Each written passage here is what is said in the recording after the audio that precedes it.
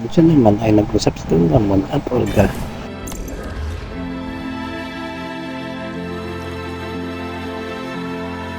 Pa, nakausap niyo na ba si Ramon tungkol sa pamilya ni Monique? Oo. Ayusin daw niya pagbalik niya dito. Kailan daw yun? Doon, hindi ko alam.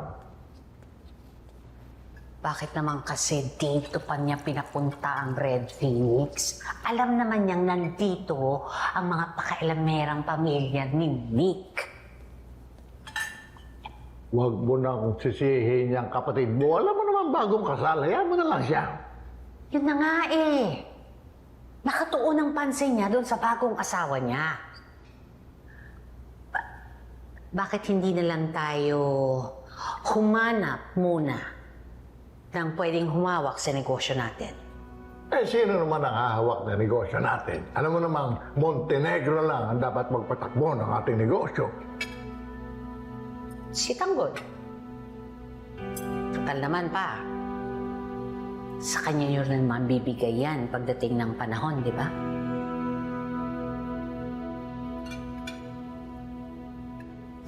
At sa tindahan naman sa kaya po nila, nag-usap si Marites at si Dingding.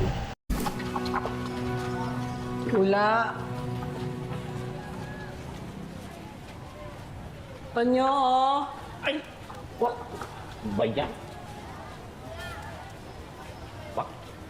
Yung pinansin. Walang nagpapansinan. Hoy! May babalita ako sa inyo. Wala pa rin. Back to me. Noy! Ano yung nasagat mo? Ni Roda? Nanakawan? Ninakawan? Eh, sino daw nagnakaw? Ayun, nabuhay din. Hindi pa alam kung sino. Pero nakasalubong ko si Manay.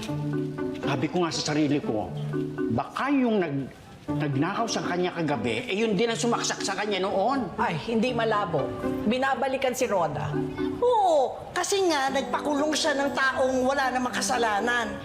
Hindi pa dyan tatapos ang nagbabagang chika ko sa inyo. Ah, bakit? Ano pa? Hindi lang siya nanakawan. Nasunog pa ang bahay niya. Oh, talaga? Wala nang bahay si Manay.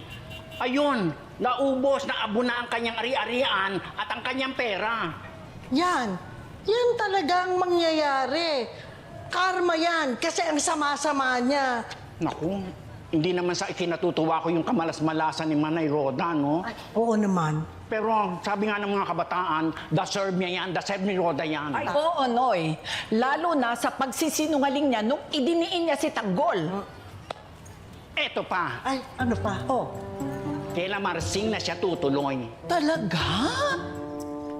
Bakit doon? O hindi ba nga, isinala ni Marsing ang bahay niya kay Roda. Eh, hindi nakabayad. Kayo, ayan, inilit na. Eh, nako! Magiging kapitbahay pa natin yung demonyong yun?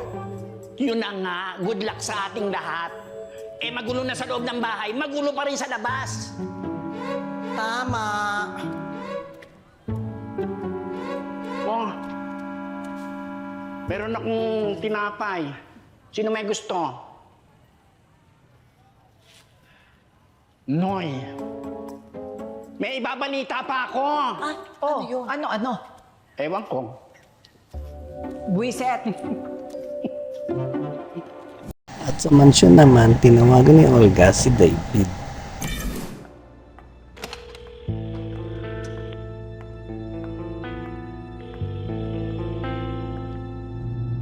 Oh, bakit?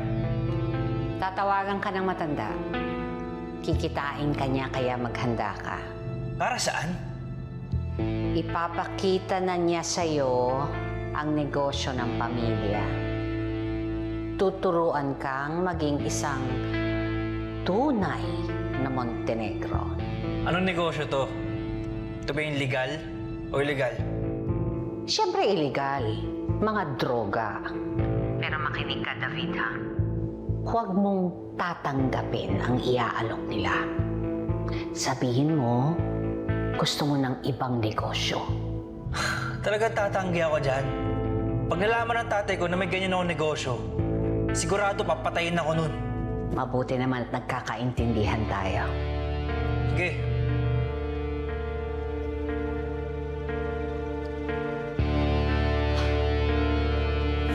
At sa selda naman, pinatawag ni Espina si Tanggol.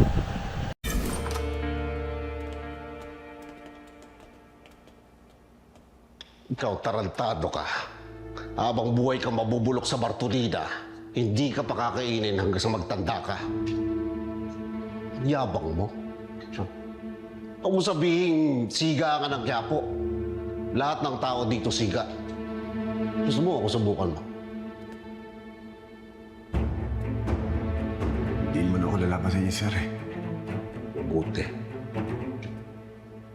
Kilalanin mo kung sino ang pangingilagan mo. Pag-bihisi mo ang t-shirt to. Hindi ka pwede umarap pa Espinas, ganun tsura mo. Sir, ito na. Suot po.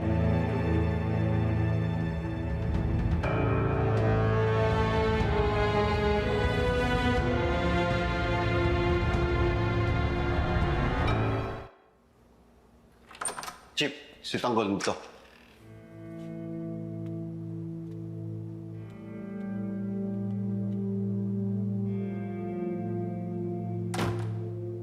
Kumusta ka? Ayos naman po.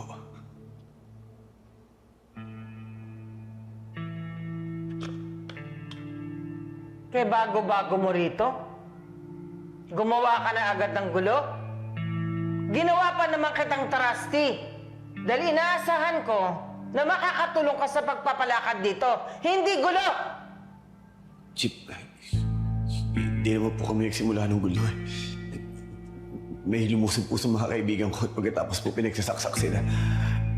Kaya hindi ko po napigilan ang sarili ko dahil hindi ko po makakayang makita ang mga kaibigan ko na pinapatay sa harapan ko.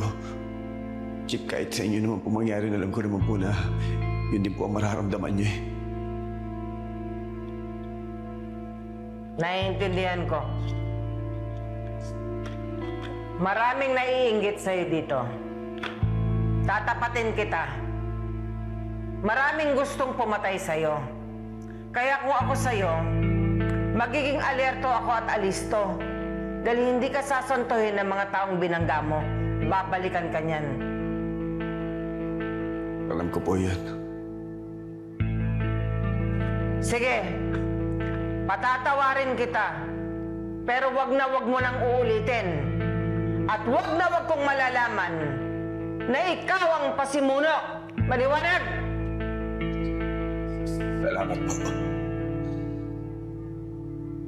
Chip, meron na po sana akong gusto itanong sa inyo. Siya gusto po ilagay ng mga kaibigan ko. Sabi ni Balatukan, maayos naman daw. Maliban dun sa Bulawan, 50-50 raw eh. Sana mabuhay.